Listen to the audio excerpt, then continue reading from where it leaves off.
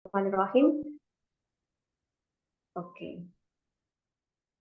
saya ulangi lagi karena masih baru merekam. Baik, kita mulai Bapak Ibu semuanya. Bismillahirrahmanirrahim. Assalamualaikum warahmatullahi wabarakatuh. Waalaikumsalam warahmatullahi wabarakatuh. Alhamdulillahirrahmanirrahim. Puji syukur kehadirat Tuhan yang Maha Kuasa atas segala limpahan rahmat, hidayah, inayah, rasa damai, rasa bahagia yang selalu menyelimuti hati dan jiwa kita semuanya. Bapak Ibu semuanya sehat dan bahagia pagi ini. Ya, Oke, oke. Apapun pertanyaan saya bisa dijawab langsung atau pakai apa ya emoticon di thing. Ini menunjukkan bahwa di antara kita ada komunikasi. Nah, bentuk komunikasi itu bermacam-macam. Eh, saya ucapkan sekali lagi terima kasih banyak Bapak Ibu semuanya untuk apa ya keterhubungan kalau saya ini menyebutkannya. Bapak Ibu semuanya hadir di detik ini bersama dengan program Rumah Kearifan karena saya yakin karena Bapak Ibu semuanya dan teman-teman itu terhubung. Saya panggil teman-teman karena di sini juga ada yang belum Bapak Ibu. Nanti Mbak Nida tersinggung nanti, aku belum ibu loh kok dipanggil ibu itu kan kasihan. Bahasa Jawa nih gitu. Mbak Nida mungkin nggak paham ya karena bukan orang Jawa. Kalau orang Jawa itu ketika belum nikah kok dipanggil kayak gitu itu kayak katanya mateni pasaran gitu. Mateni pasaran itu maksudnya nanti dikirain jadi akunya nanti nggak laku dong gitu loh. Tapi bukan itu ya. Oke, saya meyakini siapapun yang terhubung dengan Rumah Kearifan berarti teman-teman teman-teman saya panggil teman-teman aja, Bapak Ibu mudah-mudahan tidak tersinggung saya panggil teman-teman biar yang yang sudah senior bisa bahasanya bisa terlihat lebih muda walaupun semangatnya juga masih muda. Ini bagian dari kita menyamakan, kita egaliter, kita sama dalam hal semangat untuk belajar tanpa mengingat, tanpa merasa bahwa umur kita sebenarnya sudah segini loh gitu. Tapi kita punya semangat yang sama untuk terus belajar, ya kita punya semangat yang sama untuk continuous quality improvement dengan latar belakang apapun, di usia berapapun, bahwa continuous quality improvement itu penting sekali. Kalau Pak Mukawin sering guyonannya itu tolabul ilmi minal mahdi ilal lahdi. Nah, kalau guyonannya Pak Mukawin tolabul ilmi minal mahdi ilal rabi. Nah, nggak kayak gitu juga. Ketika menuntut ilmu itu ketika setelah nikah terus nggak menuntut ilmu nggak gitu juga. Dalam artinya menuntut ilmu itu sampai kita ke liang lahat, intinya itu.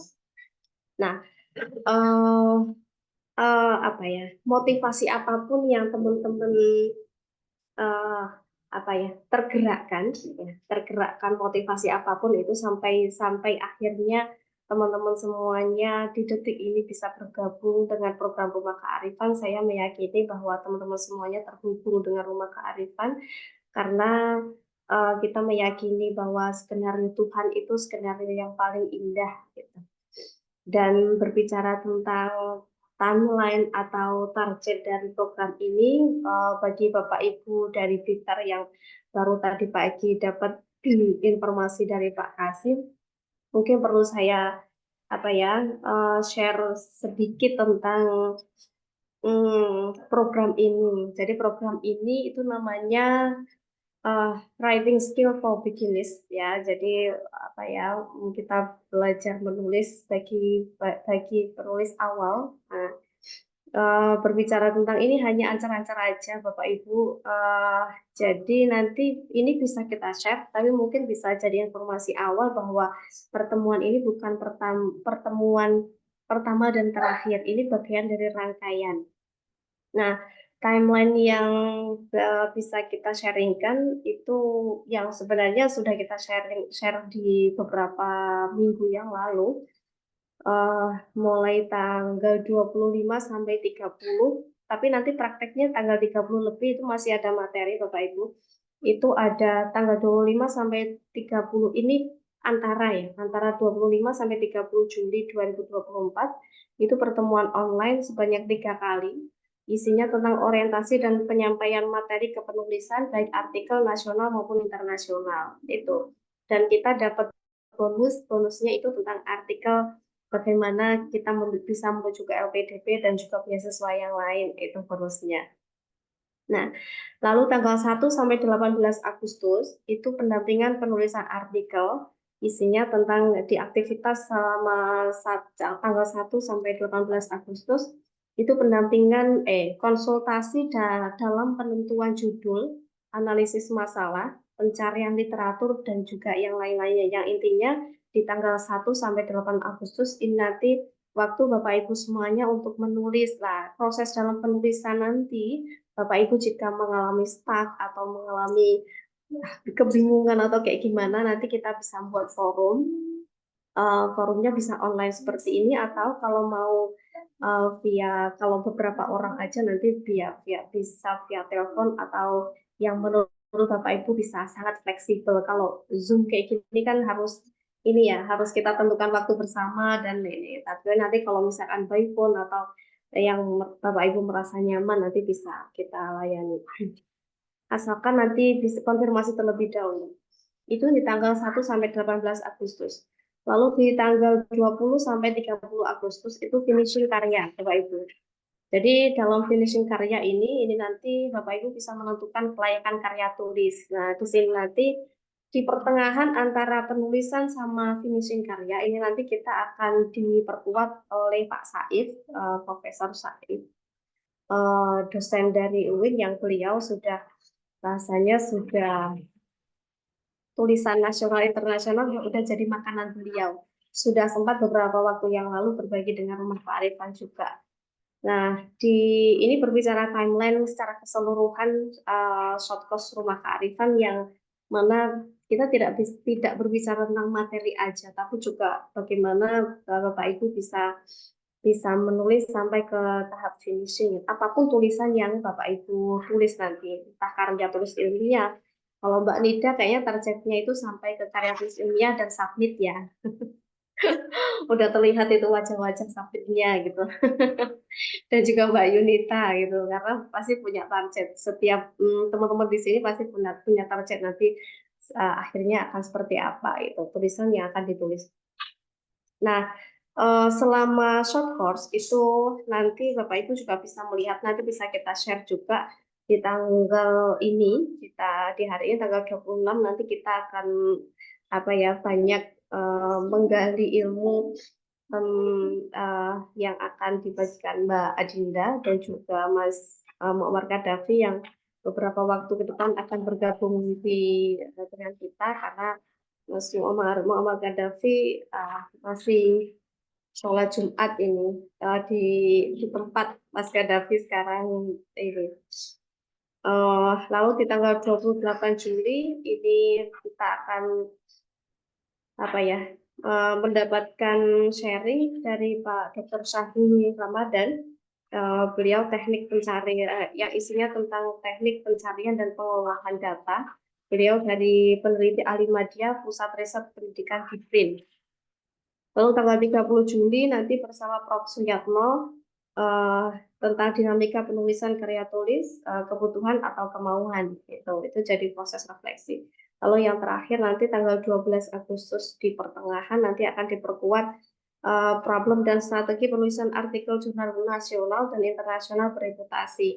Nanti akan dibersamai oleh Prof. Dr. Saifuddin Zuhri yang tadi sempat saya sampaikan.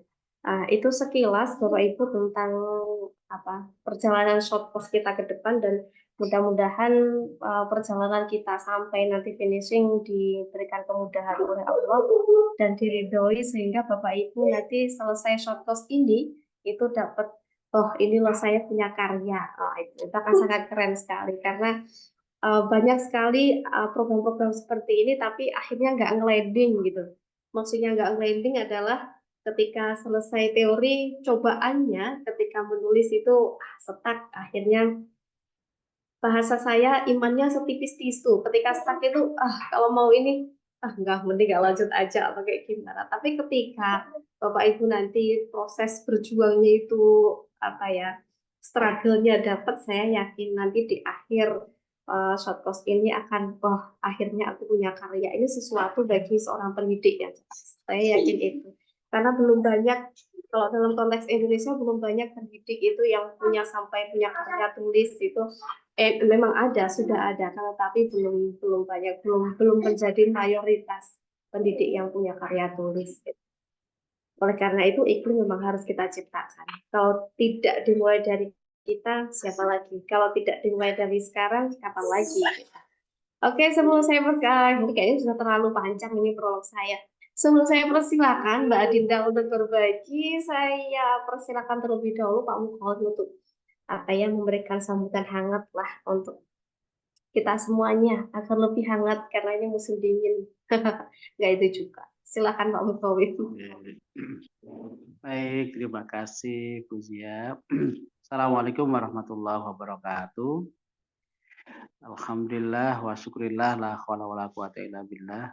Allahumma shalli wa sallim ala sayyidina Muhammad wa ala alihi wa sahbihi ajma'in. Rabbi shrah li sadri wa yassir li amri wahlul 'uqdatam min lisani yafqahu qawli amma ba'du. Teman-teman semuanya, peserta short course Writing Skill for Beginners yang diselenggarakan oleh Rumah Kearifan pada batch kali ini. Mungkin nanti akan ada batch-batch selanjutnya. Terutama yang saya hormati ini Mbak Dinda, yang biasanya kalau jam segini tuh nggak bisa karena masih tidur ya di Finlandia.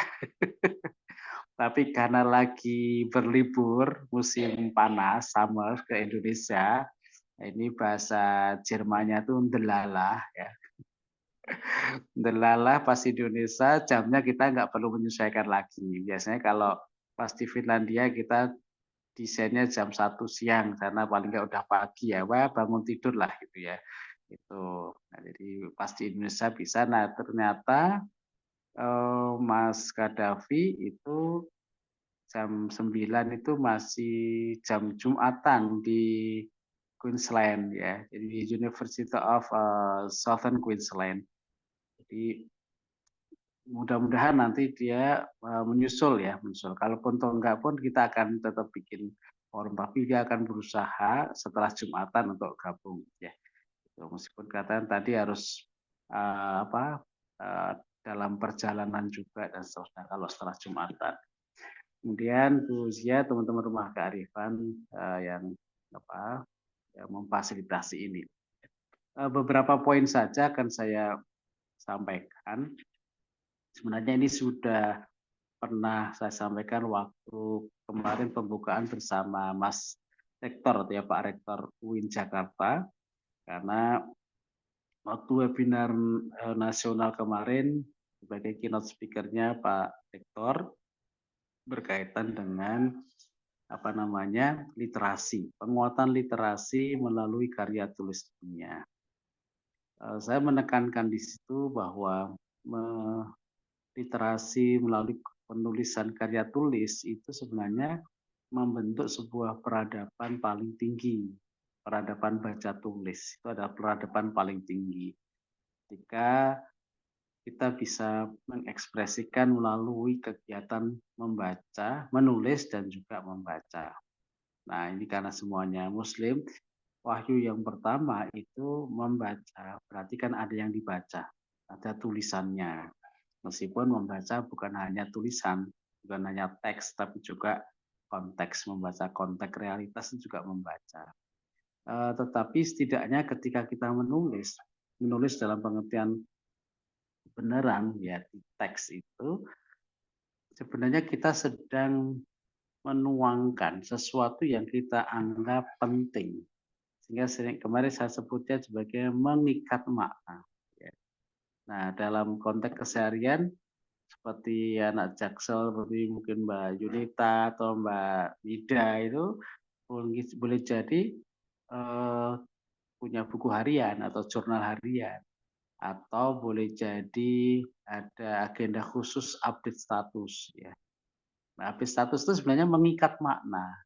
mengikat makna dari momen yang pernah dimiliki. Dalam satu hari itu banyak momen yang ada puluhan, ratusan, bahkan ribuan.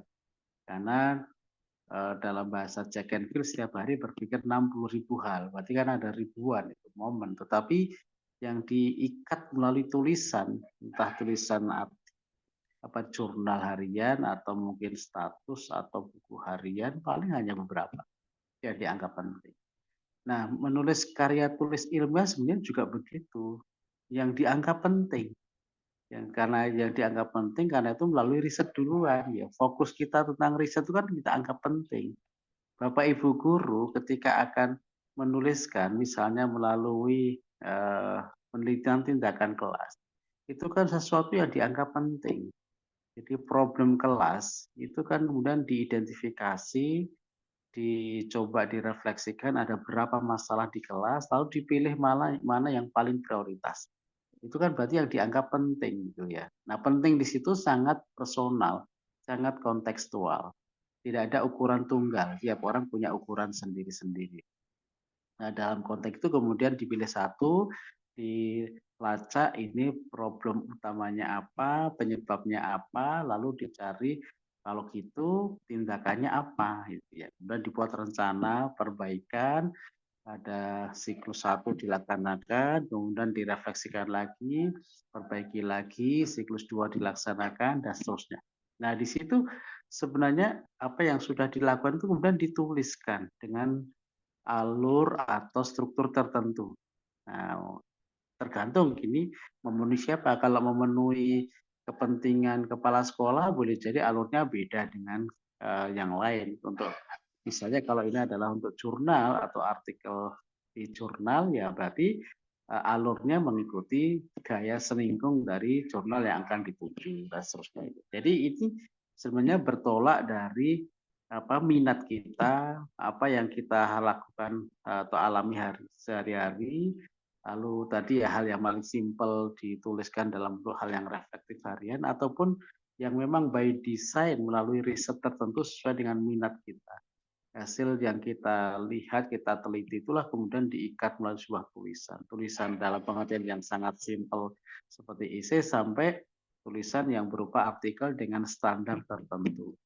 Nah, inilah yang ingin kita berikan berbagai alternatif mulai dari pertemuan sekarang Mbak Dinda sampai nanti Pak Saifuddin sampai kira-kira seperti apa formatnya karena secara substansi kita juga harus paham lalu secara teknis juga harus paham lika-liku atau problematika yang dihadapi seperti apa Insya Allah kita mengajak yang memang sudah punya pengalaman ya Mbak Dina dan Mas Gaddafi kita coba hadirkan itu dalam konteks untuk memberikan gambaran tentang kalau misalnya membuat esai atau mungkin apa statement of purpose untuk LPDP atau kalau di Mas Gaddafi itu adalah BIP ya beasiswa Indonesia Bangkit yang di backup oleh LPDP itu kira-kira seperti apa ya. Karena kan kalau nggak punya gambaran sama sekali itu meskipun mungkin saja simpel.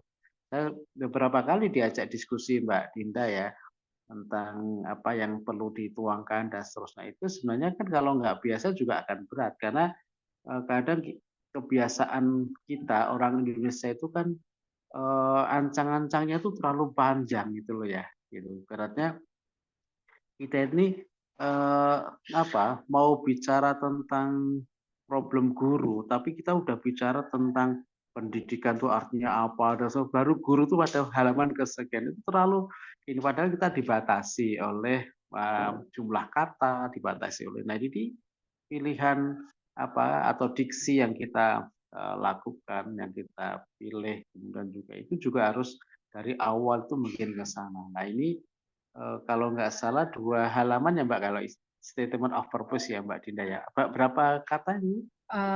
Kalau yang LPDP maksimal 2.500 kata itu Oke, maksimal 4 oke. halaman. Ya. Nah, 2.500 kata itu kalau tidak benar-benar diarahkan itu kan meskipun kalau abstrak kan satu halaman ya. Tapi kalau nggak apa didesain dari awal itu lagi belum bicara tentang isunya, belum bicara karena ada beberapa yang apa namanya yang mengajukan itu nggak diterima. Saya mengajukan menurut saya udah bagus tapi nggak. Nah ini juga bukan sekedar masalah teknisnya ya, tapi juga apa ini kan bicara yang mendanai itu kan negara juga, isu yang diangkat harus juga yang memberikan kontribusi untuk negara, untuk bangsa. Itu juga beberapa hal yang juga harus difikirkan. Itu setidaknya kalau untuk mendapatkan apa namanya misalnya beasiswa LPDP atau yang terkait. Mungkin nanti juga Mbak Dinda akan berikan gambaran pengalaman seperti itu, apa aja yang perlu disiapkan. Nah, bagi teman-teman yang nanti akan lanjut ke apa namanya tulisan entah itu artikel Sinta ya, jurnal nasional bereputasi Sinta, entah Sinta 1 sampai Sinta 6 ya. Kemudian yang bereputasi apa namanya internasional, insya Allah juga akan didampingi atau Bapak Ibu ini tinggal penyiapan Bapak Ibu ya untuk segera apa namanya mempersiapkan, boleh jadi sudah punya bahan-bahan dan seterusnya maka segera disiapkan, insya Allah akan dibantu ya termasuk juga pemilihan ini kira-kira jurnal apa ya dan seterusnya itu kira-kira jurnal yang nggak perlu bayar gitu ya. Jadi kan ada jurnal kan yang penting bayar diterima. Ini tapi kalau yang nggak bayar biasanya seleksinya lebih ketat ya enggak. Jadi ini juga karena apa kompetisinya lebih banyak orang yang mengajukan ke situ. Nah ini juga perlu apa-apa yang harus disiapkan dan seterusnya. Itu saya kira insya Allah kita di apa nanti yang menyampaikan seperti Mas Syahrul, kemudian Mas Yatno dan Mas Saifuddin itu adalah orang-orang yang dari Scopusnya udah ada puluhan ya, udah puluhan. Bahkan ada yang sampai di atas 30 tulisan artikel di jurnal. Jadi saya kira apa namanya itu akan membantu kita memberikan gambaran. Kalau yang jurnal nasional Rosita saya kira juga banyak ya. Saya kira ada puluhan yang sudah dilakukan. Ya kita dua-duanya memilih yang mana Bapak Ibu guru, hal yang kadang simpel. Saya dapat cerita ya. Ada teman guru yang menulis itu hanya datanya sangat simpel karena guru olahraga itu hanya membuat eksperimen beberapa gerakan itu loh ditulis itu terterima di jurnal Q2 gitu ya. Kenapa ya? Karena dia mampu membahasakan, dia bisa melihat sisi yang penting yang belum pernah ada di artikel-artikel yang lain. Jadi kadang bukan hal yang berat ya, isunya harus berat enggak, kadang itu hal yang apa sehari-hari yang kita sebenarnya udah tahu tapi oh ternyata itu menarik ya, oh ternyata itu bisa ditulis dalam bentuk artikel yang tidak hanya nasional tapi internasional. Nah, cuman kejelian ke sana atau mungkin juga cara membaca termasuk mencari apa men-tracing literatur itu juga perlu apa perlu pengetahuan, perlu wawasan dan sebagainya. Nah, kurang lebih seperti itulah di antara tujuan dari shortcourse ini. Mudah-mudahan meskipun ini untuk pemula tapi setidaknya kita setelah ini mungkin akan punya gambaran sendiri, bisa melanjutkan sendiri. Syukur tadi ya kata Bu Zia, ada satu yang bisa kita hasilkan, minimal satu yang bisa disubmit di apa namanya jurnal yang kita pilih ya, meskipun pendampingannya secara online ya, meskipun Mas Saifuddin dan Mbak Dinda kemarin juga menawarkan secara offline ya Mbak ya, sebelum ke Finlandia itu ada kesempatan nanti Mbak Yunita sama Mbak Dida kalau misalnya ya nanti bisa ketemu di RK ya, RK kapan nanti bisa apa namanya menyiapkan draftnya. Mbak Dinda ke Finlandianya tanggal berapa? Tanggal di Jogjanya sampai tanggal 8 Agustus, Pak. Tanggal 8. 8 Agustus ya. Oh 8 Agustus ya, berarti awal bulan Agustus masih bisa lah, nanti silakan yang akan ketemu apa secara offline di RK dengan Mbak Dinda nanti bisa diagendakan nanti koordinasi dengan Bu Zia. Oke, saya kira itu tadi Pak Saif dan Pak Syahrul juga begitu, dia juga menawarkan tetapi mungkin yang paling mungkin Pak Saif ya karena Mas Yatno, karena Pak Syahrul udah banyak di Jakartanya di BRIN-nya, tapi dia kemarin udah memberikan tool yang luar biasa banyak besok juga akan diberikan sehingga kita bisa mengakses beberapa hal yang mungkin saja itu belum banyak kita ketahui. Terima kasih, selamat ya diniati kita mengikat makna, kita belajar bersama untuk menuliskan apa yang sudah kita alami, yang sudah kita ketahui, hanya strukturnya saja yang mungkin berbeda, alurnya beda, karena saya yakin Bapak Ibu semuanya itu bisa menulis dan bisa membaca. Cuman apa yang ditulis itu yang mungkin belum fokus, belum terstruktur, dan seterusnya. Kalaupun toh sudah punya pengalaman, anggap aja itu sebagai sebuah tambahan pengayaan dan juga ada paling tidak ada target yang akan diraih, tambah satu lagi tulisan di artikel di jurnal, sehingga pada akhirnya kita akan mempunyai habit menulis, mempunyai writing skill yang tidak hanya untuk jangka pendek untuk kepentingan administrasi, tapi juga untuk aktualisasi diri. Mungkin kalau ada cogito ergo sum, saya berpikir maka saya ada, maka ini saya menulis maka saya ada. Nah, saya kira, tapi bukan menulis status ya. Saya menulis artikel maka saya ada. Nah, saya kira itu bagian eksistensi. Terima kasih, mohon maaf atas segala kekurangan. Assalamualaikum warahmatullahi wabarakatuh. Waalaikumsalam warahmatullahi wabarakatuh. Baik, terima kasih Pak Mukoim untuk sambutan hangat short course pertama pada rangkaian short course panjang kita.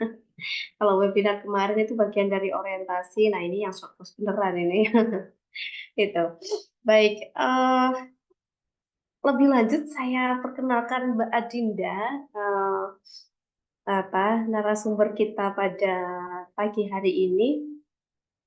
Karena saya berafirmasi Mbak Adinda akan selalu siap berbagi di rumah kearifan, so saya memperkenalkan Mbak Adindanya enggak secara detail banget gitu. Karena dengan banyak berbagi di rumah kearifan, berarti nanti sedikit demi sedikit akan kenal Mbak Adinda lebih banyak lagi, yang jelas itu. Oke, Mbak Adinda, sekilas tentang Mbak Adinda ya. Mbak Adinda Pertiwi nama lengkapnya. Mbak Adinda saat ini itu sedang studi di Master of Education and Globalization University of Oulu, Finlandia. Itu mulai tahun 2023 kemarin. Dan beliau bisa sampai sana itu karena ada bahasanya pulung ya, bahasanya itu ya keajaiban. Karena pasti kalau kita nanti dengar ceritanya Mbak Dinda akan ada banyak keajaiban, pasti bisa sampai sana dan cerita unik bagaimana bisa sampai sana. Tapi yang jelas Mbak Dinda kalau mau cerita singkat bisa sampai Finlandia, mengingat Finlandia itu siapa sih yang nggak pengen ke sana kalau kita mau berkiblat pada praktek pendidikan gitu. Karena kalau menurut orang-orang Indonesia yang kenal dengan yang dengar dengan negara Finlandia itu percontohan praktek pendidikan di sana seperti itu. Nah, Mbak Dinda bisa sampai sana itu karena mendapatkan beasiswa LPDP, entah berapa persennya nanti Mbak Dinda bisa ini. Nah, untuk mendapatkan LPDP itu juga proses panjang bagi Mbak Dinda.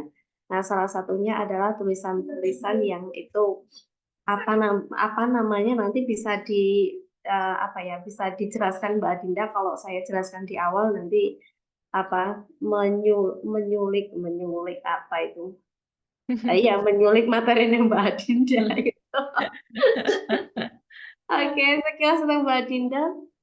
Mbak Dinda juga pernah menjadi fasilitator gerakan sekolah menyenangkan. Jadi bukan kali pertama Mbak Dinda terjun di dunia pendidikan, karena komitmen Mbak Dinda sampai saat ini kuliah di Finlandia ini bagian dari karena Mbak Dinda menikmati dunia pendidikan. Ya jelas itu sekilas banget tentang Mbak Dinda. Kalau nanti diperkenalkan Mbak Dinda suka main musik dan lain-lainnya, mungkin next time ketika berbagi di rumah kearifan saya perkenalkan musik apa yang Mbak Dinda sangat ahli di bidangnya.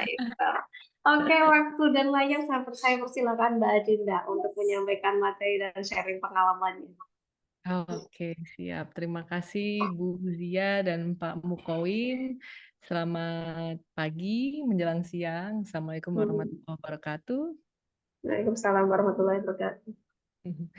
Ya, sebenarnya saya senang sekali bisa dipanggil lagi dan untuk berbagi karena jujur waktu selama ternyata kondisi ketika kuliah itu berbeda gitu. Banyak yang seperti saya bilang di awal, banyak yang perlu dipersiapkan, dipikirkan tiap harinya. Misalnya keluar karena di sana suhunya sangat-sangat dingin.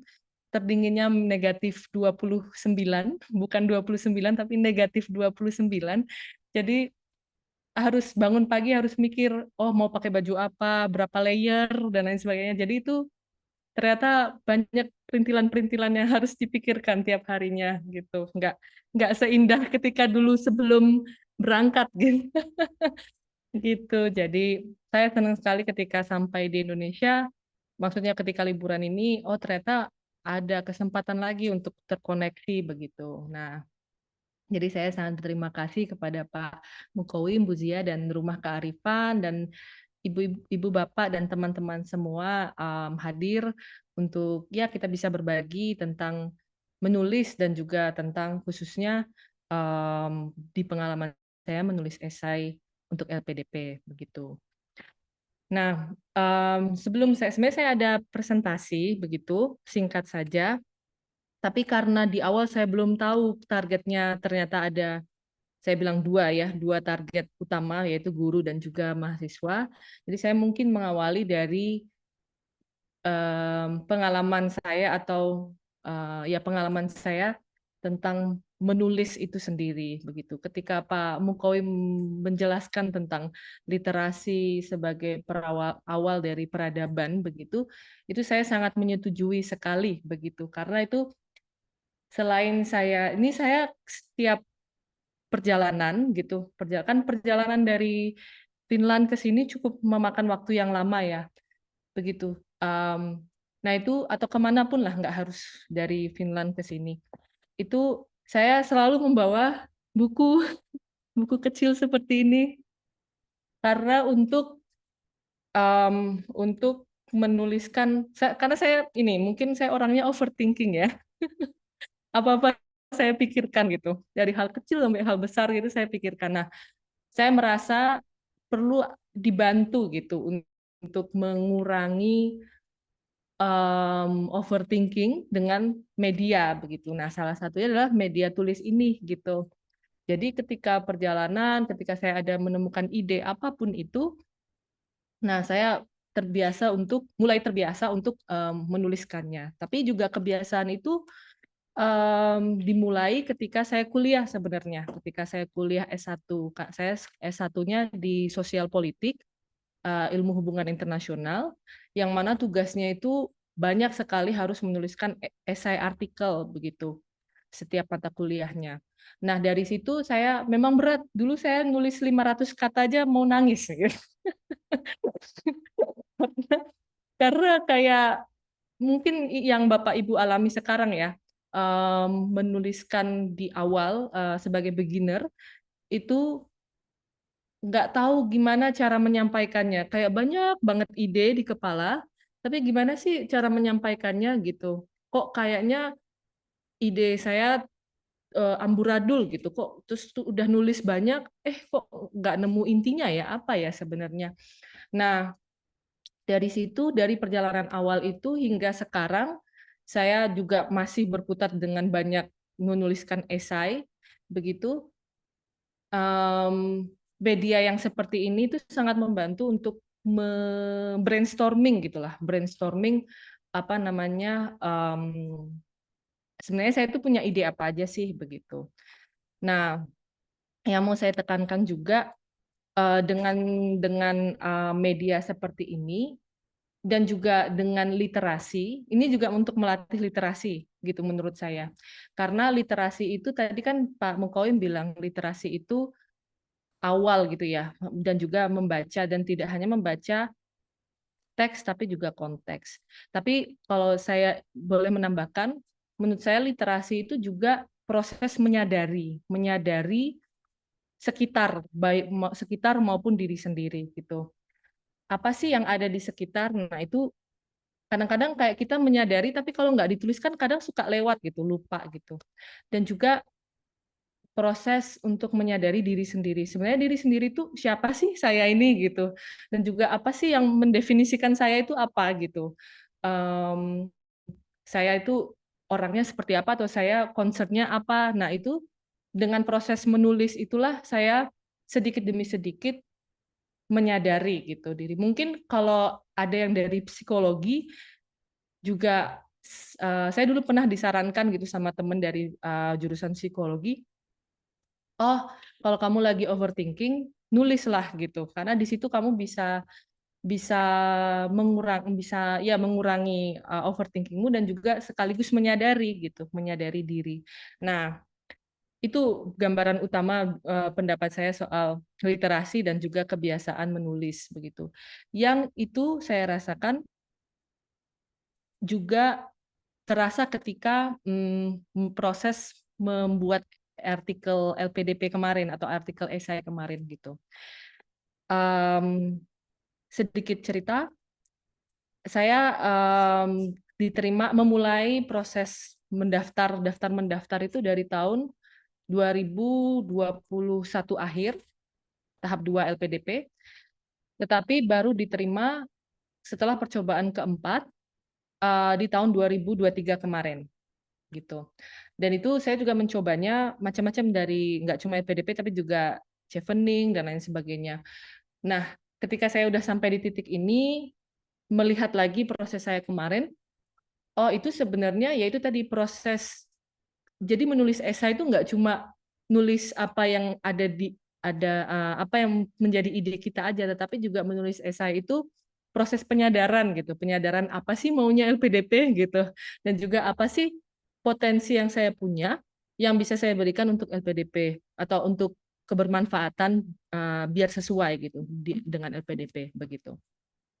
Dan itu juga dalam setiap esainya pemberi donornya itu berbeda cara menarasikannya seperti tadi Pak Mukoim bilang. Tergantung dari selingkung ya tadi apa namanya ya pokoknya tergantung dari apa sih pakem-pakemnya atau prioritas utama juga dari pemberi donor begitu atau dari konteks yang mau kita tuju kayak gitu. Jadi sebenarnya in general pendapat saya soal literasi dan juga menulis itu seperti itu. Jadi sangat personal kalau dari cerita saya gitu. Karena dulu saya juga di awal ketika mendengarkan oh harus menuliskan artikel esai gitu. Itu bayangan saya udah aduh ini bakal susah, bakal berat kayak gitu. Terkadang itu kita terjebak sama sama sama ya itu sama pikiran-pikiran itu kalau oh nulis esai itu harus yang berat, harus yang terlihat canggih, sophisticated dan lain sebagainya. Padahal belum tentu. Nah ini yang menjadi utama dari presentasi saya adalah menulis esai atau menulis apapun itu artikel adalah bagaimana kita dalam bahasa saya mengaksentuasi gimana ya mengartikulasi diri kita begitu. Jadi bagaimana kita merepresentasi diri kita biar kita match dengan apa yang mau kita tuju nih, apakah artikel esai atau artikel jurnal kayak gitu. Jadi itu sebenarnya adalah tentang pertemuan antara dua sisi dari diri kita sendiri maupun di lingkungan luarnya. Lingkungan luarnya itu adalah yang mau kita tuju itu tadi gitu. Nah, saya masuk ke presentasi saya. Share some. Oke.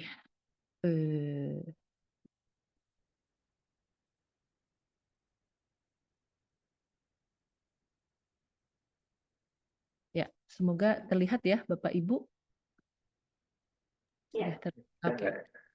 Jadi itu tadi. Nah, itu tadi saya bilang bagaimana kita untuk artikulasi, mengaksentuate, merepresentasi diri kita. Dalam konteks yang karena saya hari ini berbicara tentang konteks esai untuk LPDP, Statement of Purpose di LPDP, jadi saya fokusnya ke sini. Tapi in general, menurut saya, yang mau saya underline, yang mau saya highlight adalah menulis itu adalah tentang proses penyadaran tentang diri kita, apa sih yang mau kita sampaikan, apa sih yang mau kita, substansi dari kita tuh apa, gitu. Dan juga sesuai dengan apa yang ada di lingkungan sekitarnya. Dalam konteks ini adalah untuk LPDP. Jadi proses pertemuan itu tadi. Nah, jadi kalau untuk dalam LPDP, saya berangkatnya sebenarnya dari diri sendiri ya. Jadi saya mulai dari yang poin bawah dulu. Jadi apa bagian darimu yang dapat bermanfaat untukmu dan untuk LPDP? Nah, inilah saya, karena itu adalah proses penyadaran, jadi sebenarnya literasi itu adalah tentang refleksi menurut saya. Banyak banget refleksi. Karena kan ketika saya nulis misalnya, itu sebenarnya saya berdialog dengan diri saya sendiri gitu. Apa sih yang kamu pikirkan? Apa yang kamu rasakan? Oke, kamu kepikiran A, terus kamu kepikiran B, terus koneksinya antara A dan B ini apa gitu. Nah, itu yang bisa menjawab adalah diri sendiri. Tentunya proses untuk menjawab itu tadi. Nah, makanya riset diperlukan, perlu ada informasi dari luar gitu, masukan dari luar. Makanya proses riset itu dibutuhkan. Jadi sebenarnya riset itu adalah bukan tentang penelitian dan lain sebagainya. Iya, penelitian, tapi adalah proses untuk menjawab pertanyaan itu tadi itu loh. Nah, jadi itu sebenarnya udah ada dalam diri kita gitu sebenarnya. Cuma kitanya yang perlu menggali begitu. Nah, jadi di bagian yang personal ini adalah proses refleksi yang paling panjang. Nah, untuk dalam konteks LPDP, esai LPDP bisa direfleksikan dimulai dari pengalaman kerja atau pengalaman ketika berorganisasi, pengalaman studi S1 atau misalnya di SMA begitu, atau pengalaman volunteer, atau bahkan pengalaman latar belakang dari keluarga. Nah, di konteks saya merasa ada 3 poin utama yang dari saya itu mendefinisikan saya gitu. Pertama adalah karena latar belakang keluarga saya dari musik begitu. Nah, itu saya banyak berinteraksi dengan lingkungan-lingkungan musik yang itu membuat saya dari proses latihan, dari proses bermusik dan ya latihan di komunitas itu membuat saya ternyata saya seneng nih di bidang pendidikan gitu. Saya seneng ketika kita proses latihannya itu yang saya seneng gitu. Nah, itu misalnya dari keluarga. Terus kalau misalnya dari yang kedua adalah pengalaman saya S1-nya di Sospol itu tadi. Nah, jadi kalau saya merasa, karena di Sospol saya ambil Peace and Conflict Studies, di situ saya pertama kali diperkenalkan tentang isu-isu global seperti itu. Misalnya kemanusiaan dan juga isu ya dan lain sebagainya, banyak lah isu global gitu. Nah, jadi ini gerbang utama saya bisa tahu tentang isu global tuh ternyata dari S1 saya gitu. Terus yang ketiga, pengalaman kerja. Pengalaman kerja tadi Bu Zia sudah menyampaikan kalau saya dulu di GSM, Gerakan Sekolah Menyenangkan, sebagai fasilitator. Nah, di situ saya menyampaikan juga kalau karena pengalaman di kerja inilah, saya akhirnya belajar dari guru-guru bahwa guru-guru itu sebenarnya game changer loh di bidang pendidikannya gitu. Makanya kita perlu memprioritaskan teacher development guru gitu, pengembangan guru gitu. Nah, itu yang saya sampaikan di LPDP. Nah, ketika saya sudah menyadari dari personal saya, baru saya mencoba untuk mematchkan dari yang LPDP, prioritas dari LPDP itu tadi. Jadi kalau saya pribadi, saya berangkat dari personal dulu, baru upaya untuk mematchkan itu tadi. Nah, apa sih yang menjadi prioritas LPDP gitu? Itu bisa. Nah, inilah proses riset dimulai gitu. Proses riset karena kan ini eksternal ya, maksudnya mencari info keluar gitu. Ternyata LPDP prioritasnya pendidikan belum menjadi prioritas utama ternyata. Nah, ketika saya mendapat informasi itu, bagaimana untuk saya bisa menarasikan kalau saya ini juga penting loh buat kamu gitu, buat LPDP. Nah, itu proses latihannya dimulai dari situ gitu.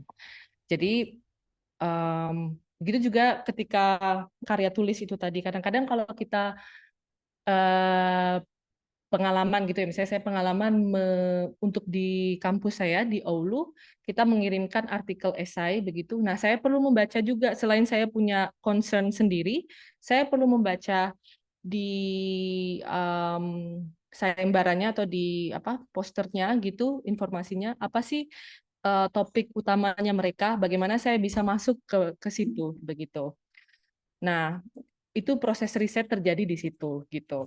Makanya kita perlu, oh gimana ya cara, aku punya concern A, tapi mereka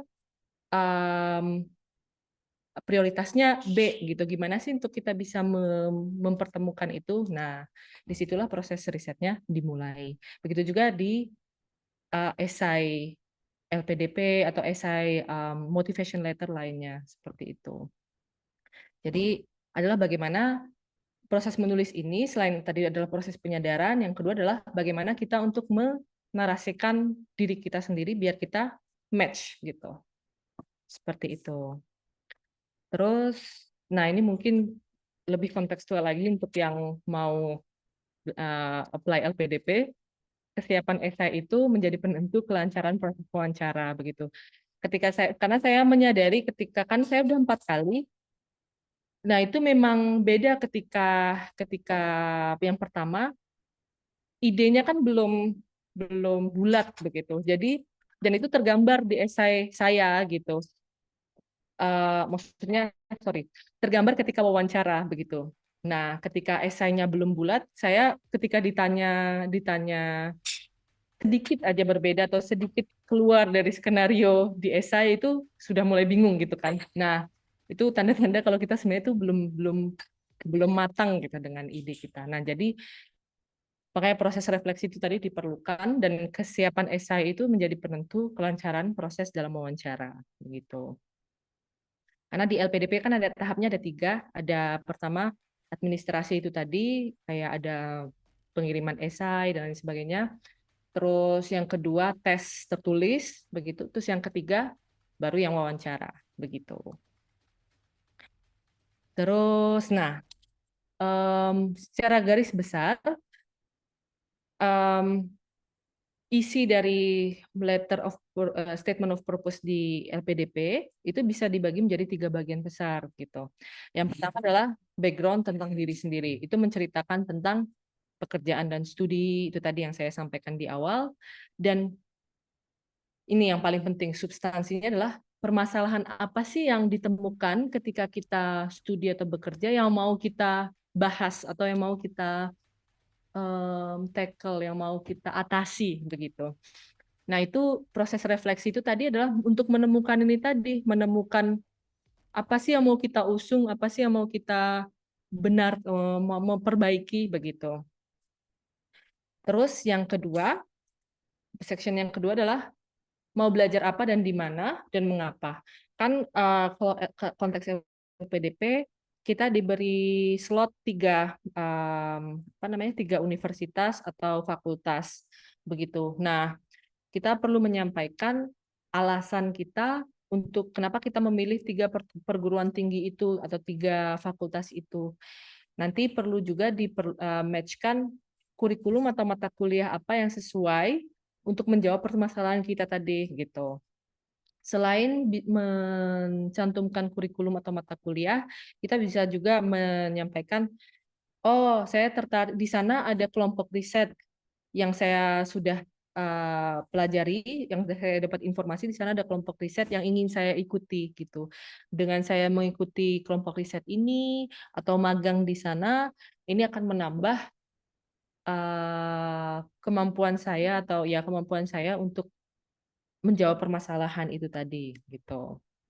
Itu perlu juga disampaikan di esai LPDP begitu. Nah, terus yang ketiga adalah rencana mengabdi. Nah, Jadi untuk yang ketiga ini sifatnya lebih lebih bukan imajinatif ya, tapi proyeksi ke depan gitu. Proyeksi ke depan mau apa? Menurut saya yang paling menantang itu yang ketiga ini, rencana mengabdi ini. Karena di umur saya waktu itu, saya kan belum terlalu banyak pengalaman, sehingga saya nggak bisa membayangkan apa sih yang akan terjadi di masa depan gitu. Jadi itu tadi. Jadi menantangnya di situ. Tapi sebenarnya yang mereka ingin tahu dari LPDP itu tentunya untuk melihat proyeksi ke depannya si orang ini, misalnya dia mendapatkan dana, itu bagaimana dia bisa memberikan manfaat lagi untuk LPDP melalui kontribusinya. Sebenarnya highlight-nya itu gitu. Jadi yang paling pertama adalah memberitahu atau menarasikan tentang bagaimana koheren antara permasalahan gap yang kita usung tadi dengan tujuan studi dengan caramu sendiri. Nah, dengan caramu sendiri ini maksud saya gini, kan biasalah kita dulu ketika ngobrol kayak gini saya bekerjanya kan bukan di pemerintahan seperti itu, sehingga kadang-kadang ada perasa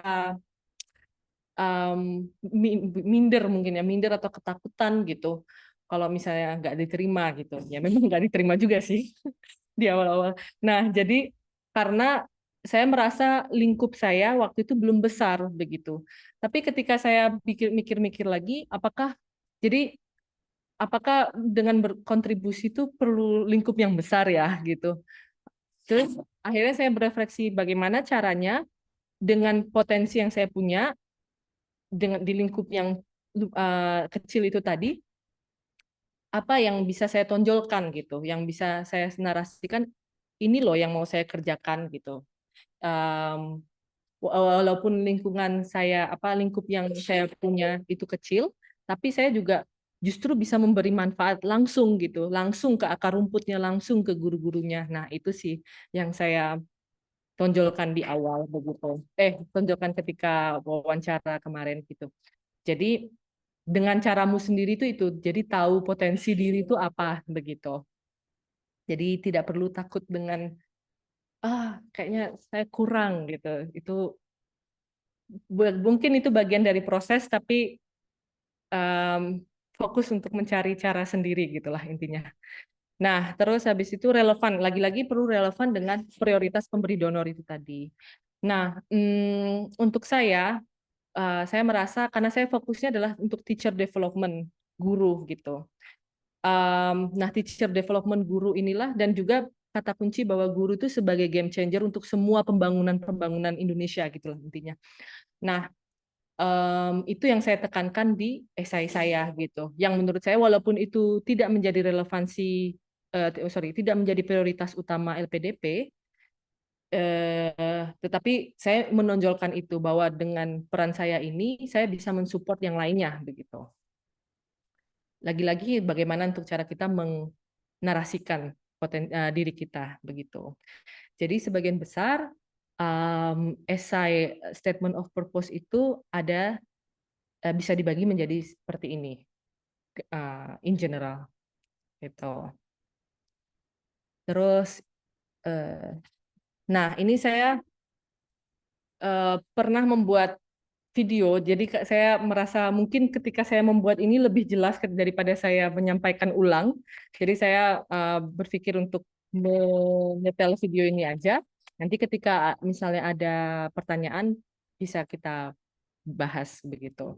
Tapi pada intinya adalah be yourself, optimalkan potensi yang ada di diri kita, clear dan precise. Nah, itu saya setuju banget dengan Pak Mukawim tadi di awal bahwa kita kalau mau menyampaikan sesuatu tuh pengantarnya banyak banget. Nah, itu saya rasakan sih ketika saya di Oulu di Finland.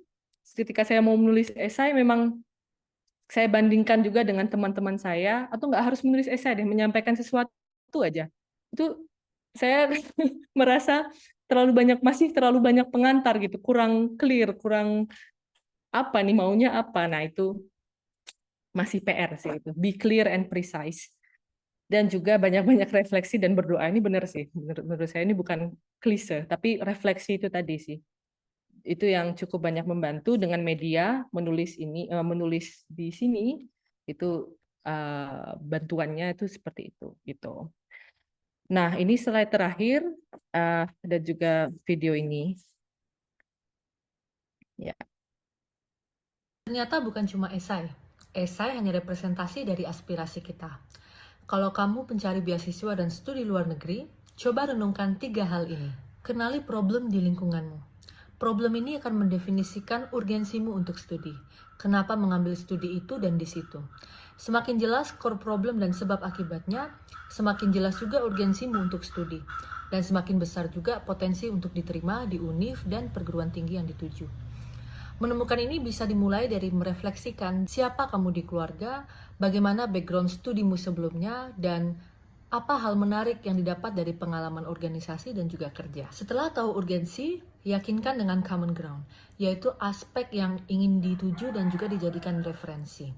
Aspek ini bisa kebijakan, bisa praktik unik atau kultur yang ingin dilihat dan didalami untuk menjawab problematika yang sudah disebutkan sebelumnya. Insight ini akan menuntun kamu akan belajar apa di sana. Gambarkan harapan dan solusi. Ini tentang proyeksi ke depannya. Upaya konkret untuk memadukan insight yang akan didapat dan juga problem yang telah ditemukan. Bukan cuma tentang prospek pekerjaan, tetapi ini adalah tentang harapan dan juga peran yang akan diwujudkan olehmu sebagai individu melalui profesi atau inisiasi. Selamat merenung. Ternyata bukan cuma esai. Wait a second. Oke. Ya. Nah, ya begitu. Terima kasih dari saya. Ya, intinya adalah itu tadi. Jadi kalau misalnya mau ada pertanyaan, bisa langsung kita tanya jawab jika masih ada waktu. Begitu. Oke, baik. Terima kasih banyak, Mbak Adinda. Ada banyak hal menurut saya yang bisa saya tulis-tulis itu, dan saya yakin Bapak Ibu semuanya juga mendapatkan hal yang sama seperti saya, yang jelas itu. Nah, kalau tadi sempat ada obrolan di awal bahwa penerima beasiswa LPDP itu apa ada batas batas usia gitu. Jadi bagi Bapak Ibu yang saat ini kayaknya sudah tidak termasuk usia-usia mendapatkan beasiswa LPDP, tidak perlu pesimis karena saya yakin ketika kita punya keinginan, kita berafirmasi menuju ke sana pasti akan ada jalan. Karena berbicara tentang LPDP atau kebijakan beasiswa yang lain itu kan sebenarnya bisa sewaktu-waktu bisa berubah gitu. Toh kalau misalkan tidak LPDP, saya yakin ada beasiswa lain yang apa ya? Kalau intinya kekuatan afirmasi itu sesuatu bagi saya, Mbak Adinda. Karena apa ya? Saya sering membuktikan itu. Karena ketika kita berani untuk berafirmasi, semua energi itu menuju ke sana. Kalaupun Bapak Ibu yang apa ya bahasanya batas usianya sudah kayak nggak memungkinkan untuk ini, minimal ilmu yang didapatkan hari ini itu bisa ditularkan ke anak kandung atau peserta didik Bapak Ibu semuanya. Ini bagian dari motivasi bahwa bisa kok kita gitu. Jadi misalkan kitanya yang enggak atau belum bisa berangkat, tapi kalau peserta didik atau anak-anak kita bisa berangkat, ini sesuatu kebanggaan tersendiri. Ketika kita belum bisa, tapi anak-anak kita itu bisa, pasti sesuatu bagi kita. Intinya itu. Baik, ada banyak hal yang saya tulis dari apa yang disampaikan Mbak Adina tadi. Bentar. Saking banyaknya ini. Kayaknya menarik karena apa ya? Karena apapun yang disampaikan Mbak Adinda tadi ini menurut saya semuanya itu apa ya berangkat dari dalam Mbak Adinda itu, mulai dari proses Mbak Adinda. Jadi ketika saya sepakat sekali ketika menulis itu ketika kita menulis itu tidak hanya berangkat dari kesadaran kita berliterasi, akan tetapi kesadaran bahwa siapa sih diri kita. Ini start point untuk bagaimana kita menulis, karena kalau kita menulis itu berangkat dari tahu siapa diri kita, itu ini nanti akan menentukan apa ya? Menurut saya start point banget lah itu untuk keresahan apa, minimal keresahan apa yang kita pikirkan atau apa yang selama ini kita perhatikan. Ini menjadi apa ya? Data awal yang bagaimana atau masalah awal yang bisa kita gali lebih jauh. Kalau tadi Mbak Adinda menyampaikan proses refleksi, ini saatnya untuk kita merefleksikan.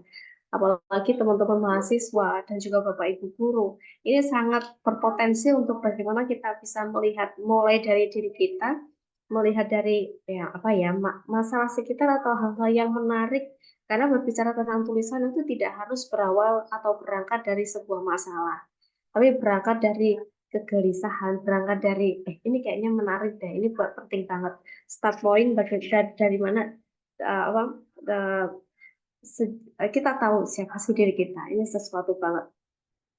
Dan apa berbicara tentang ini menarik sih pernyataan Mbak Dinda tadi, tulisan itu tidak harus sesuatu di luar diri kita. Ini masih apa ya bahasanya masih nyambung dengan pernyataan-pernyataan di awal bahwa tulisan itu sangat bisa sekali erat kaitannya dengan pekerjaan kita, apalagi teman-teman guru ini. Kalau tadi di awal saya menyebutkan dan kemarin ketika diskusi rumah kearifan, wah bank data itu guru gitu loh. Kita memperhatikan satu dua anak, misalkan penelitian tentang apa itu tuh setiap hari itu bisa menjadi data gitu menurut saya, bisa menjadi data yang benar-benar kaya, yang kaya data itu guru-guru gitu, memperhatikan satu dua tiga anak yang unik, oh coba setiap hari ditulis, oh perkembangannya seperti apa, ini sesuatu banget gitu. Dan tadi apa ya terkait dengan tips, menurut saya tips tentang apa yang diinginkan LPDP ini penting banget, terlepas dari nanti Bapak Ibu atau teman-teman mau mendaftar beasiswa, peluang beasiswa dari LPDP ataupun dari yang lain, eh, apa ya apa yang diinginkan pendonor itu sangat penting sekali. Bahasa saya pendonor atau apa sumber itu sangat penting sekali, karena ini terkait dengan nanti disetujui atau tidak itu. Jadi mempelajari apa sih yang mereka inginkan atau budget apa atau itu sangat penting sekali. Oke, itu sekilas banget dari apa yang disampaikan Mbak Adinda, dan ini menurut saya sesuatu banget Mbak Adinda. Terima kasih sebelumnya. Ini sudah ada beberapa pertanyaan dari teman-teman Bapak Ibu guru. Oke, ini dari Bu Nani Sulistiani, berkenan berbagi info beasiswa LPDP untuk lulusan S1 Ekonomi, matur suwun itu. Lalu Bu Nani juga bertanya, berkenan berbagi esai lolos LPDP Mbak Adinda gitu. Mungkin bisa di ini Mbak, sekilas aja kalau Mbak Adinda berkenan ya, dibukakan sekilas tentang ini Mbak. Sekilas tulisannya Mbak Adinda dulu kayak gimana sih gitu. Kalau nanti Mbak Adinda berkenan. Ya, siap. Oke. Mungkin dari yang LPDP untuk lulusan S1 Ekonomi. Nah, Mbak Adinda, ini ya. mau sekalian karena Mbak Yunita udah angkat tangan. Oh iya, boleh, boleh. Nanti sekalian supaya tahu agak nyambung-nyambung gitu ya. Silakan Mbak Yunita. Bismillahirrahmanirrahim. Assalamualaikum warahmatullahi wabarakatuh. Waalaikumsalam warahmatullahi wabarakatuh. Baik, sebelumnya terima kasih untuk Ibu Jia yang telah memfasilitasi, dan terima kasih juga untuk Mbak Adinda Pratiwi yang telah memberikan pencerahan khususnya untuk saya pribadi. Di sini saya izin bertanya, Mbak. Tadi sudah dijelaskan terkait 3 tahap LPDP. Yang pertama itu ada administrasi, tes tertulis, dan wawancara. Nah, yang saya ingin tanyakan untuk tes tertulisnya itu sendiri menyangkut terkait apa saja gitu, Mbak. Baik, terima kasih. Wassalamualaikum warahmatullahi wabarakatuh. Waalaikumsalam warahmatullahi wabarakatuh. Oke, bisa langsung direspon Mbak Adinda. Oke, baik. Nah, saya akan memberikan info di sini. Oke. Nah, itu saya kirim link tentang segala informasi dari official resmi dari LPDP begitu.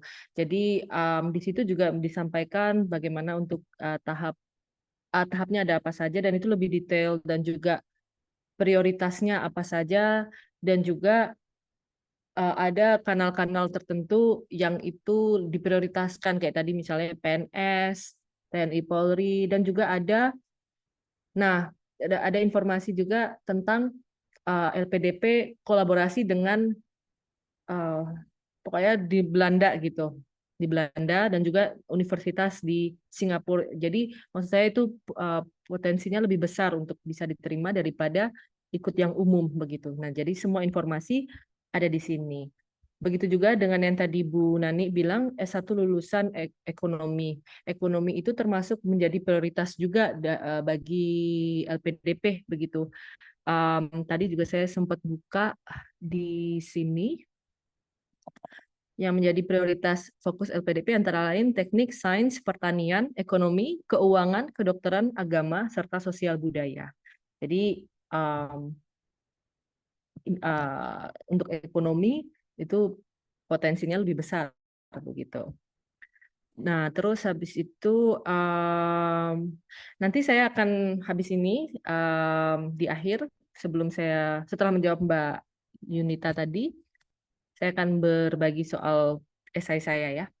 Nah, untuk yang tadi tahap yang kedua tertulis itu tes kayak semacam SBM gitu loh Mbak. Ada tes apa itu namanya literasi, numerasi begitu. Lebih ke tes TBK begitu.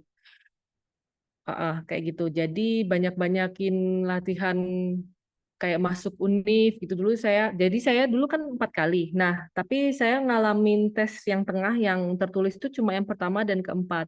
Karena yang kedua, ketiga itu sudah mendapatkan letter of acceptance terlebih dahulu dari universitasnya. Nah, ketika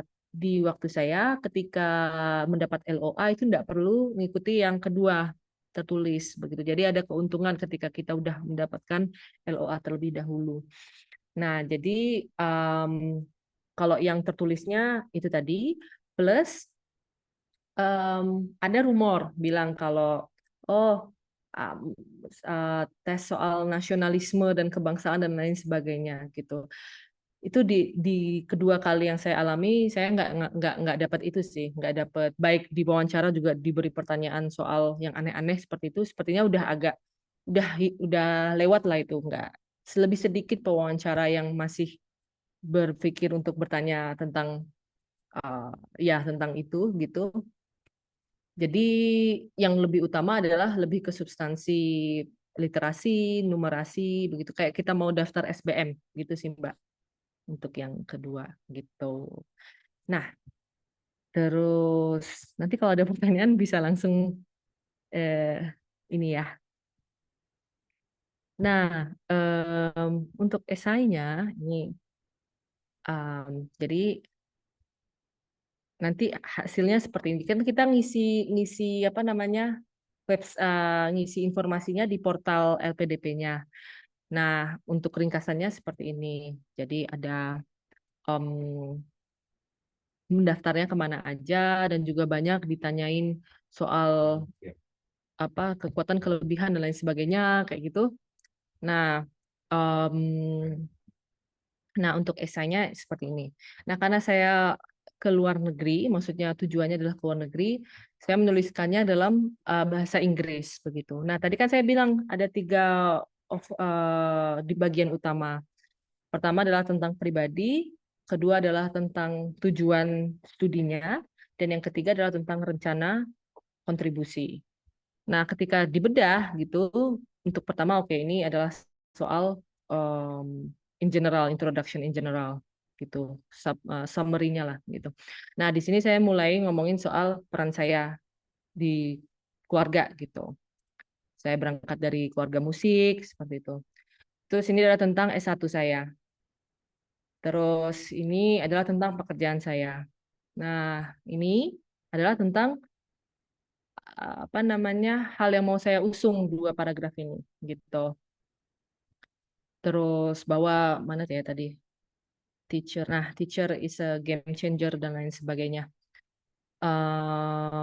Dan juga saya menyertakan permasalahan. Oke, ini saya menemukan permasalahannya. Tapi apa sih yang menghambat permasalahan tadi gitu? Ini saya juga sampaikan. Terus didukung juga dengan riset. Kalau buat menambah kekuatan aja. Terus, nah ini yang mau saya usung gitu bahwa guru tuh juga perlu ada perspektif sosial kulturalnya untuk bisa mengimplementasikan kebijakannya. Intinya seperti itulah gitu. Terus ini adalah soal ini yang bagian pertama tadi ya. Terus yang di sini mulai ngomongin soal universitasnya, tujuannya seperti itu. Terus singkat ya ternyata. Terus setelahnya baru ngomongin soal rencana studinya. After completing my master's degree, mau ngapain, dan mau ngapain, dan mau ngapain. Terus habis itu di akhir baru summary-nya. Nah, ketika saya bandingkan juga dengan esai pertama kali saya, ini adalah esai yang paling precise, yang paling komprehensif, yang paling padat yang bisa saya bikin gitu dibanding yang sebelumnya. Betul yang sebelumnya itu lebih ke bertele-tele, masih kurang apa ya, satu permasalahan bisa dijelaskan dalam dua atau satu poin bisa dijelaskan dalam 2 hingga 3 paragraf. Padahal apabila itu bisa dipapatkan jadi satu paragraf itu akan lebih baik. Jadi ini sih, jadi tujuan saya mau ngasih tahu ini itu juga soal kalau bisa ternyata satu poin tuh bisa kok dijadiin satu paragraf doang gitu. Jadi dalam satu esai itu bisa menyampaikan banyak poin gitu. Begitu kurang lebih. Oke, menarik ini Mbak. Oke, sambil ini, saya mau nanya Mbak. Mau nanya nggak apa-apa ya. Cuma Boleh, Bu. sebelum saya tanya, mengingatkan Bapak Ibu dan teman-teman untuk mengisi presensi terlebih dahulu, karena nanti di akhir kita akan memfasilitasi e-sertifikat, yang mana yang mendapatkan e-sertifikat itu berarti yang mengikuti proses short course ini secara penuh gitu.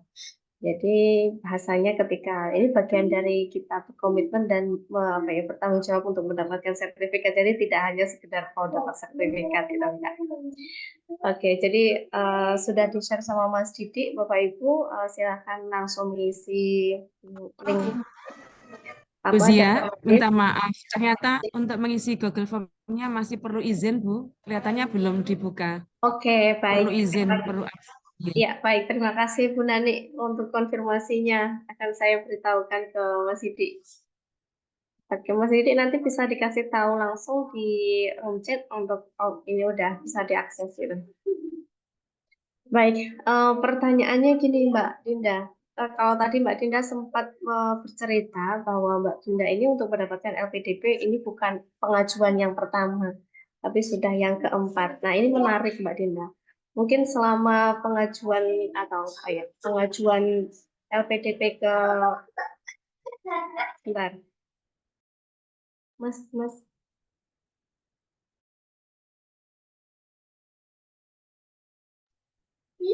Oke, anak-anak. Biasa anak-anak ngomong kayak gitu. Selama pengajuan Mbak Dinda yang antara yang pertama, kedua sampai keempat, yang menarik ini menurut saya Mbak. Jadi bahasanya pasti penuh dengan apa ya, struggle Mbak Dinda untuk bagaimana mencoba lagi dan dari pengalaman pengajuan pertama sampai keempat, apa yang Mbak Adinda pelajaran apa yang Mbak Adinda dapatkan, intinya itu pasti akan ada pelajaran-pelajaran. Oh, yang pertama kurang apa, yang kedua oh kayaknya aku harus kayak gini gitu, atau memang dari sisi peluang lebih banyak peluang pengajuan yang keempat. Struggle-nya seperti apa Mbak Adinda? Oke.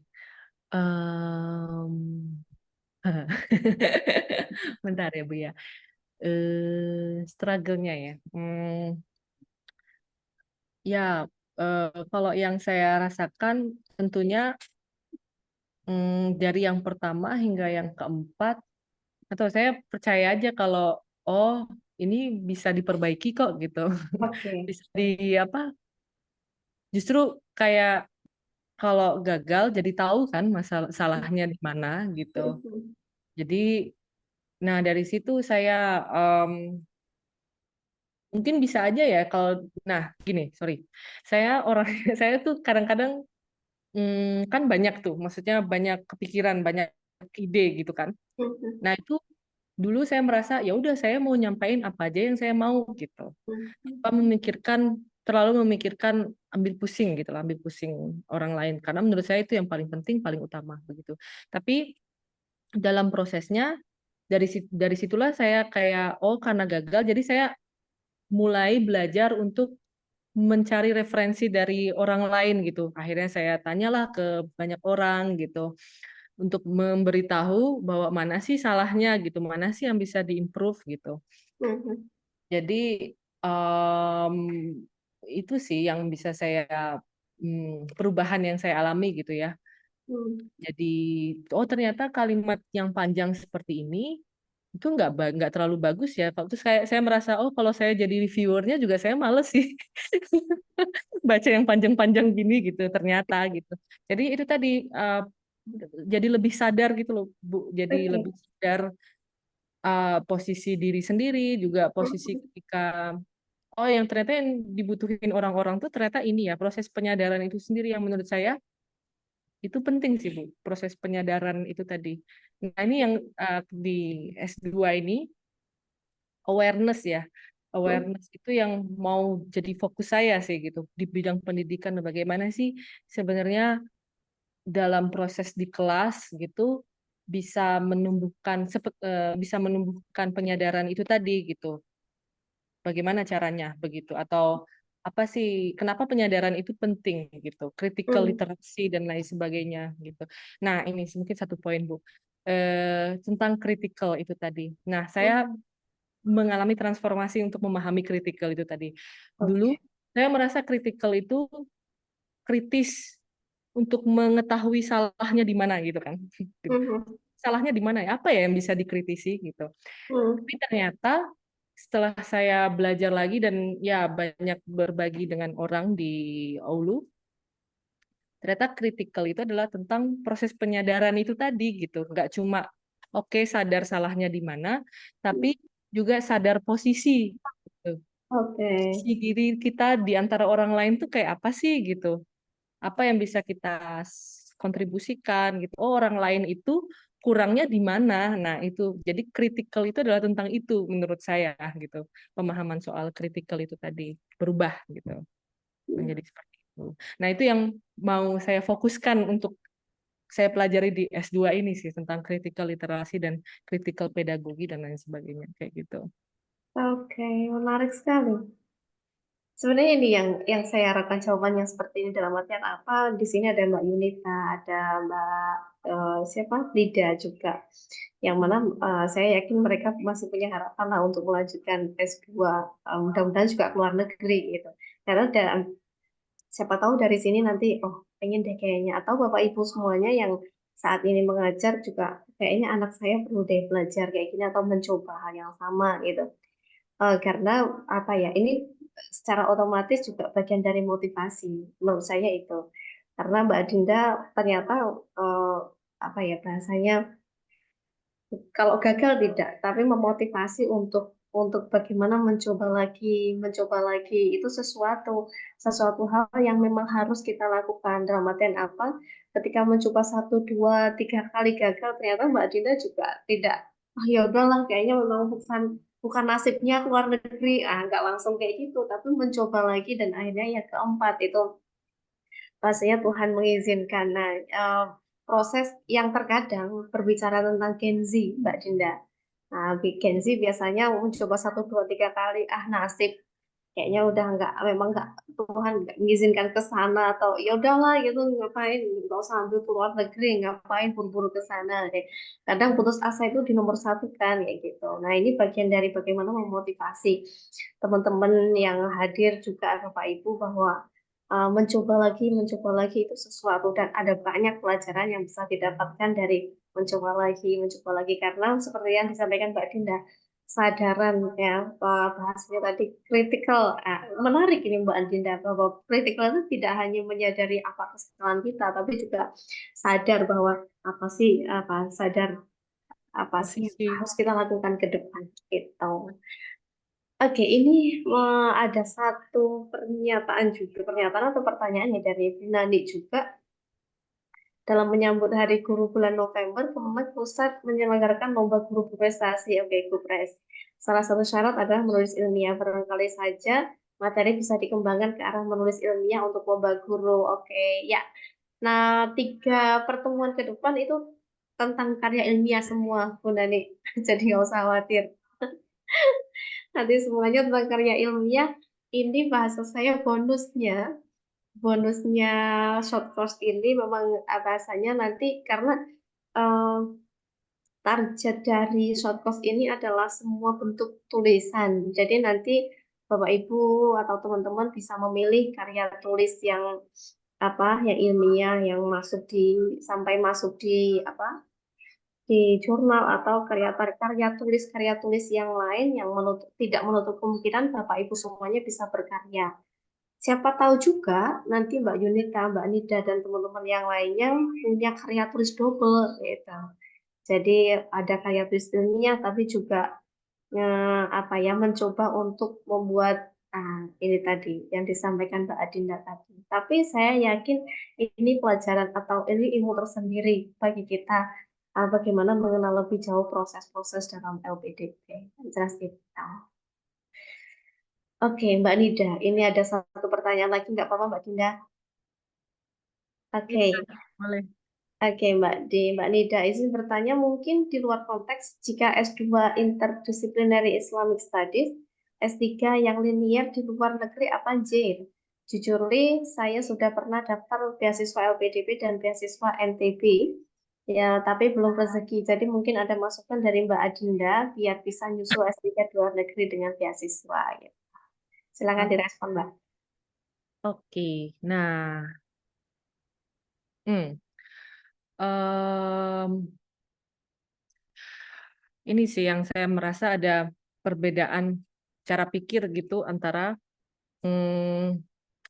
LPDP atau pemberi beasiswa di Indonesia maupun misalnya yang saya amati di Finland atau Nordik. Nordik meliputi Norway, Swedia, dan lain sebagainya. Nah, jika di Indonesia itu lebih menekankan linearitas disiplin ilmu begitu.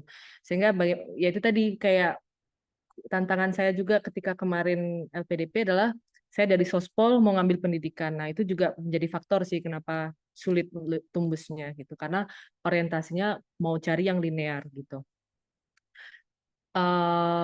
Nah, kalau yang di Nordik, Finland dan lain sebagainya, mungkin di Eropa Barat juga ya, cuma saya nggak terlalu banyak riset di sana, jadi saya bisa ngomongnya soal Nordik, itu malah cari yang banyak yang lintas studi gitu, multidisciplinary. Nah, jadi tips buat Mbak Nida, bisa juga sih cari informasi soal info pendonor gitu dari dari luar negeri langsung atau dari kampusnya langsung, seperti itu. Bisa dimulai dari riset di website kampusnya, dan biasanya di situ juga dituliskan kalau misalnya mereka bukaan bukaan untuk menjadi staff menjadi periset di sana, seperti itu S3. Nah, konteks di Nordik ketika S3 itu mereka bukan menjadi student tapi mereka staff begitu. Jadi ya otomatis mendapat biaya dari sana, biaya hidup istilahnya kayak gaji gitu dari sana kalau di Nordik begitu. Jadi ya seperti itu sih. Jadi bisa melihat karena menyadari itu tadi ya, menyadari kalau mau interdisciplinary bisa juga mengembangkan sayap gitu, tidak hanya mencari di Indonesia tapi juga langsung dari universitas tujuannya di luar negeri. Kalau S3 kayaknya lebih mungkin ya lebih banyak sih untuk potensi itu pendaftaran S3 gitu. Gitu. Nah, kalau Indonesia memang itu PR-nya harus gimana caranya melingkan itu tadi gitu, mencari Mm. gitu tadi. Jadi potensinya lebih mungkin bisa dibilang lebih terbatas daripada di luar seperti itu. Ya. Mm-mm. Mungkin sedikit sharing juga Mbak Dinda, dalam konteks Indonesia sebenarnya konteks linear itu juga saat ini sudah mulai apa ya, sudah nggak sekaku dulu. Dulu mulai muncul linear itu kan mulai dari tamat SMA sampai S3 harus sama gitu kan jurusannya. Nah, sekarang ternyata enggak gitu. Sekarang itu sudah lebih soft lagi. Lebih softnya adalah kalau kita mau mendaftar misalkan linearitas itu bisa berarti apa ya? Tidak hanya berbicara tentang pendidikan formal. Jadi misalkan saya ambil dulu PGMI S2-nya. S2-nya PGMI, S3-nya PAI. Nah, ketika nanti daftar dosen, ini misalkan daftar dosen ini bisa dikatakan linear, misalkan dosen PGMI, padahal S3-nya PAI. Itu bisa dikatakan linear kalau apapun yang saya lakukan itu masih dekat dengan ke PGMI-an atau ke PAI-an, itu bisa diakui dalam artian ada banyak hal yang bisa kita lakukan, tidak hanya berbicara tentang apa ya, dunia-dunia formal aja. Misalkan saya kayak menjadi trainer atau menjadi konsultan pendidikan itu bisa dikatakan. Jadi apa hal-hal terakhir apa yang bisa kita istilahnya apa ya yang tepatnya kita bergelut di dunia-dunia itu gitu. Jadi bahasanya kalau misalkan nanti saya mau daftar dosen PGMI maupun S3 saya PAI itu misalkan background saya eh, sudah terbiasa dengan dunia-dunia ke PGMI-an, misalkan contoh jadi konsultan pendidikan di madrasah atau di MISD atau kayak gimana itu bisa dikatakan linear. Jadi linear itu tidak hanya berbicara tentang pendidikan formal saja, ininya itu. Tapi apa yang kita tekuni selama ini itu bisa dijadikan dasar, oh ini linear. Sudah lebih soft sekarang. Sudah Nggak lebih kayak soft ya Bu ya. Ya, gitu. bagus sih Bu. Karena ya memang yang dibutuhkan soalnya sekarang interdisciplinary itu tadi sih Iya, sebenarnya. dan skill itu ternyata juga menjadi basic dasar banget ya. Karena Mm-mm. wacana orang akademisi itu kalau hanya pendekatannya teori, ternyata sampai ke lapangan juga kadang teori itu dipakainya hanya 20% kan. Jadi Ya. lebih ke experience itu lebih lebih inilah lebih apa bahasanya itu lebih diutamakan. Karena teori itu terkadang teori itu malah tidak berbicara apa-apa kalau berbicara lapangan gitu. Betul. Itu, oke. Ini mengingat jam kayaknya udah menuju ke jam 11, Mbak Adinda. Betul. Bolehkah Mbak Adinda untuk closing statement 1 sampai 2 menit untuk kita closing pertemuan pertama ini? Oke, siap Bu. Ya, em, saya untuk closing statement berterima kasih banyak tentunya dan harapannya, nah karena saya juga baru tahu di awal tadi ketika pengantar bahwa ini adalah awalan dan juga ini merupakan Hmm. program rangkaian. Jadi harapannya dari materi saya itu tadi poin-poin utama yang saya sampaikan bahwa menulis itu dimulai dari habit gitu dan itu menyenangkan sih menurut saya. Nggak tahu karena bisa menurut saya orang yang paling bukan orang sesuatu yang paling memahami saya tuh adalah buku tulisan yang paling bisa nggak pernah ngejat saya gitu mau saya mau ngomong apa aja gitu melalui tulisan gitu Oke. ya saya dan tulisan itu kayak udah ya udahlah itu udah basic gitulah intinya Mhm. dan kesadaran itu tadi apalah tidak hanya tentang sadar kesalahan tapi juga sadar posisi kita diri kita sendiri dan juga di luar itu seperti apa. Jadi mungkin itu harapan saya mungkin bisa menjadi bekal awalan untuk melanjutkan rangkaian-rangkaian selanjutnya sebelum ke yang lebih teknis lagi dan lebih substansi di artikel tulisannya begitu ya, artikel ilmiah Hmm. gitu dengan Bapak narasumber lainnya begitu. Harapan saya semoga bermanfaatnya di bagian situ gitu. Oke, baik. Terima kasih banyak Mbak Adinda. Next time, kalau misalkan, ini hanya misalkan aja, beberapa peserta dari short course ini menulis karya tulis tentang misalkan apa statement of purpose menuju ke LPDP, apakah Mbak Adinda bisa menjadi reviewernya? Aduh, Untuk sekalian ini ceritanya. oke. Wow. Aduh. Ya, sebenarnya saya lumayan sering sih dimintain tolong gitu sama teman-teman untuk Oke, melihat. Cuma kalau saya pribadi tentu saya terbuka, hanya ya saya sesuai jadwal saya sendiri gitu. Tidak oke. bisa. Ya, maksudnya bukan yang benar-benar fokus kan Bu untuk menjadi Mm-mm. reviewer. Jadi pasti saya mau membantu karena teman-teman juga banyak yang minta tolong gitu. Dan juga mungkin mbak-mbaknya eh bisa biasanya juga banyak kan yang ini bisa kontak ke ini IG mungkin ya. Nah, IG Mm-mm. saya adalah Kaputri46. Jadi bisa langsung DM gitu dari situ gitu. Oke. Oke. Mm-mm. Tapi nanti misalkan eh, bahasanya Harumah Kearifan, ini jadi mak comblang nih. Bisa. Nggak, maksudnya kita biar tahu output dari teman-teman itu aja Mbak Putri. Mbak Adinda. Output teman-teman kayak gimana. Jadi nanti boleh jadi alurnya teman-teman kirim biar kita tahu oh karyanya teman-teman itu ini loh gitu. Boleh jadi karya tulis atau bentuk statement of purpose atau dua-duanya gitu. Karena ini nanti endingnya akan menjadi dua tulisan, satu tulisan atau setengah tulisan. Nah, itu semuanya kita kembalikan ke teman-teman semuanya gitu loh. Karena dalam proses itu seperti kalau Mbak Adinda tulisan itu udah menjadi bestie gitu loh. Boleh jadi teman-teman atau Bapak Ibu yang lain ini masih kalau agak musuh enggak juga ya, tapi apa ya proses untuk Love it, mulai love it. berteman ya. Ya. Kalau bestie banget belum.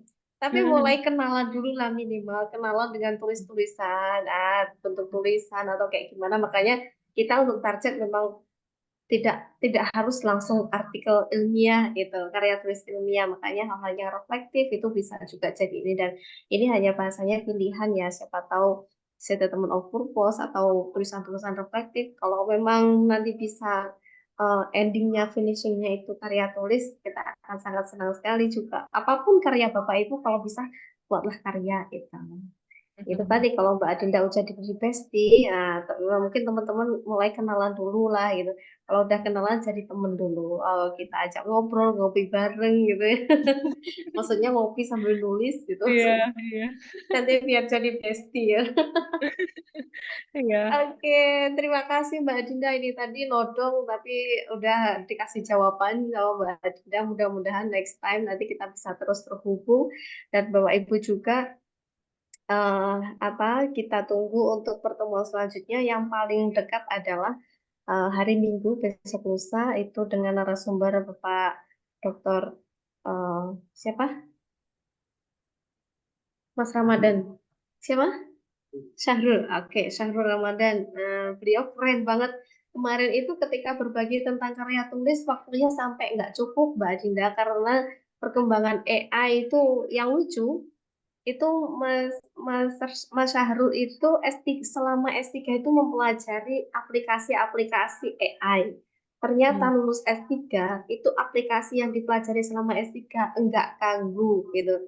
Maksudnya nggak kepakai karena apa? Sudah ada aplikasi baru, yang lebih update. Nah, pertanyaannya, kita yang jarang bersentuhan dengan aplikasi AI, dengan perkembangan pengolahan data kayak gimana, itu tuh ketika kita dengar ceritanya Mas Syahrul itu boleh jadi perkembangan yang sebelumnya aja kita nggak tahu gitu, apalagi ini perkembangan yang udah jadi bahasanya udah ketumbuk-tumbuk, ketinggalan zamannya gitu, ketinggalan informasinya udah ketumbuk-tumbuk. Nah, ini lagi-lagi bagian dari bagaimana kita tetap apa ya, terus upgrade dan refresh menurut saya pengetahuan dan pengalaman apapun, dan termasuk yang dilakukan Rumah Kearifan dan kesediaan Mbak Adinda untuk berbagi, menurut saya ini bagian dari refresh dan upgrade serta healingnya Bapak Ibu guru itu seharusnya yang seperti ini gitu. Oke, terima kasih banyak Mbak Adinda dan Bapak Ibu semuanya, teman-teman mahasiswa. Sampai ketemu di hari Minggu, mudah-mudahan semuanya bisa, dan semoga kita selalu bisa menjadi positive energy generator di tempat Bapak Ibu dan teman-teman semuanya berada, karena pada hakikatnya kalau kita merujuk pada ayat Al-Quran khalifatul fil ard, nah inilah bagian dari bagaimana kita memaknai itu dimanapun kita berada. Kalau kita bisa menjadi positive energy generator yang akhirnya bisa menjadi positive energy sustainer dimanapun kita berada. Sekian dari saya, apabila ada kesalahan mohon maaf. Wassalamualaikum warahmatullahi wabarakatuh. Waalaikumsalam warahmatullahi wabarakatuh. Terima kasih banyak Mbak Adinda. Salam sehat selalu. Saya juga terima kasih banyak. Saya juga mau langsung pamit karena mau harus pulang ke Oke, Jogja siap. Terima kasih banyak Oke. Bapak Ibu semua. Selamat Oke. Terima kasih Bu Nani, Mbak Yunita, Pak Ali Effendi, Mbak Nida, dan teman-teman.